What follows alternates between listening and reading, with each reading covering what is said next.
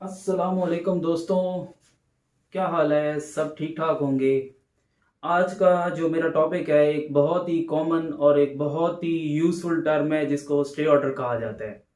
जो अमूमी जो है वो अब देखा जाए तो अदालतें जो है ना वो काफ़ी रूटीन वाइज ये केसेस होते हैं जो अदालतों में चलते हैं।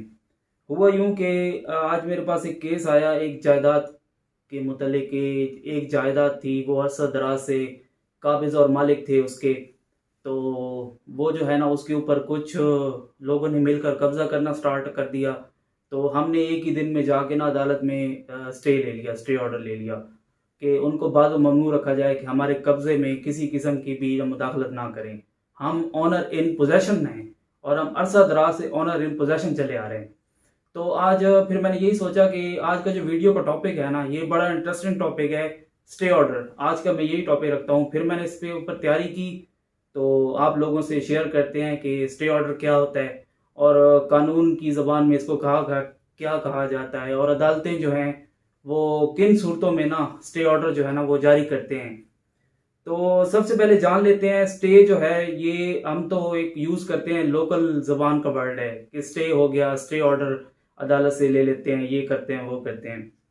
तो इसको जो कानून की ज़बान में ना वर्ड इंजंक्शन कहा जाता है। इंजंक्शन जो होता है उसके मायने होती हैं हुक्म देना।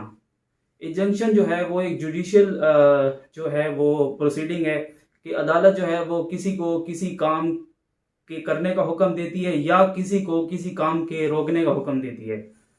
तो ये जो है अपना इसकी डेफिनेशन पहले जान लेते हैं कि इंजंक्शन की डेफिनेशन क्या होती है।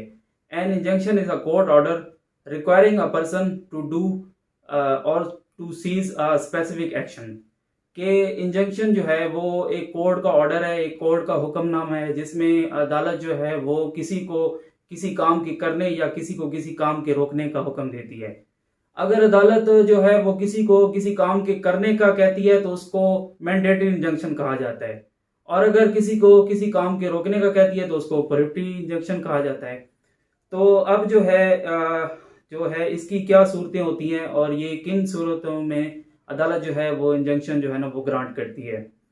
तो इसमें कहा जाता है इसको डील जो करता है वो ज़ाब्ता फौजदारी ऑर्डर 39 रूल 1 to 5 जो है ना वो इनको डील करता है जिसमें कुछ स्पेसिफिक ग्राउंड दिए गए हैं कि किन ग्राउंड्स की बिना पर एक स्टे ऑर्डर जो है ना वो अदालत जारी करेगी। तो ये जो देखा जाए तो ये एक टेम्परेरी इंजंक्शन होता है। ये एक यानी कि मुस्तकिल इंजंक्शन, मुस्तकिल स्टे ऑर्डर नहीं होता। मुस्तकिल स्टे ऑर्डर को स्पेसिफिक रिलीफ एक्ट जो है ना वो डील करता है, उसमें वो क्राइटेरिया दिया गया है। इंशाल्लाह वो हम जानेंगे नेक्स्ट वीडियो में। अब जो है कि पहला जो ग्राउंड है वो डिस्कस कर लेते हैं कि पहला ग्राउंड क्या अदालत देखती है। पहला ग्राउंड जो है वो है prima fisheye. Prima fisheye word है जिसके हम मीनिंग आते हैं साफ शफाफ यानी कि क्लीन हैंड। ये एक इंग्लिश प्रिंसिपल है, इंग्लिश मैक्सिम है, इंग्लिश कहावत कह लें जिसको, he who come to seek equity must come with clean hand. कि जो भी इंसाफ लेने आएगा अदालत में उसका क्लीन हैंड होना लाजमी है, यानी कि उसका केस जो है वो साफ शफाफ होना लाजमी है। अदालत से कोई भी हकायक नहीं छुपाएगा, जो भी बात करेगा वो सच्ची करेगा, हकायक पर मबनी करेगा। तो अदालत उस मैटर को प्राइमा फिशाई होने पर कंसिडर करेगी और उनको जो है ना वो स्टे ऑर्डर जो है वो जारी करेगी। और तीसरा जो ग्राउंड है, दूसरा ग्राउंड है वो है बैलेंस ऑफ कन्वीनियंस। कि कहीं पार्टीज जो हैं, दोनों पार्टीज का आपस में कोई जो है ना बैलेंस ना नहीं बिगड़ा इस स्टे ऑर्डर देने से, यानी कि एक पार्टी के हकूक जो हैं वो मजरू हो रहे हों और दूसरी पार्टी के हकूक ज़्यादा उसको दिए जा रहे हों। तो ये जो है ना वो बैलेंस ऑफ कन्वीनियंस होता है। अब थर्ड पे जो डिस्कस करते हैं वो है इर्रिपेरेबल लॉस। देखें, दो पार्टी है, उनका एक जायदाद की मुतल्लिक कोई भी उनका तनाज़ा है और एक पार्टी कहती है कि ये मेरा टाइटल है इस जायदाद के ऊपर, दूसरी पार्टी कहती है नहीं ये मेरा टाइटल है या मेरे कोई हकूक वाबस्ता है इस जायदाद से। तो अदालत फिर एक पार्टी जब जाती है कोर्ट में स्टे लेने के लिए तो अदालत देखती है कि कहीं इनका कोई नाकाबिले तलाफी नुकसान तो नहीं हो रहा। क्या दूसरी पार्टी कहीं जाके वो जो है प्लाट जो है और जो प्रॉपर्टी है या घर है जो भी है वो कहीं बेचने के दर पे तो नहीं है। अगर वो बिक गई तो दूसरी पार्टी के हकूक तो फिर मजरू हो जाने हैं। तो इसलिए जो है ना वो कहा जाता है कि इर्रिपेरेबल लॉस ना हो, इरिपेरेबल लॉस को मद्देनजर रखते हुए अदालत जो है ना वो स्टे ऑर्डर जो है ना वो ग्रांट करती है।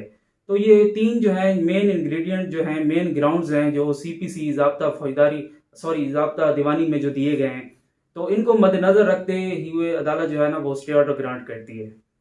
तो ये वीडियो तो वैसे काफ़ी लंबी है, इसका नॉलेज भी काफ़ी स्टे ऑर्डर का जो है नॉलेज है, तफसील है, वो काफ़ी है।